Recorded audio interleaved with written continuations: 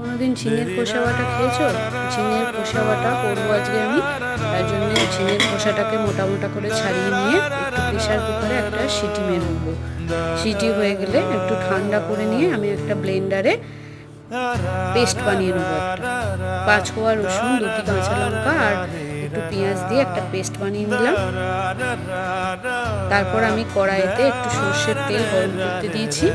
তারপর দেবো ওর মধ্যে কালো জিরে ফোড়ন। একটু ভাজা ভাজা হয়ে গেলে আমি তারপর ওই পেস্টটা দিয়ে দেবো কড়াইতে, দিয়ে একটু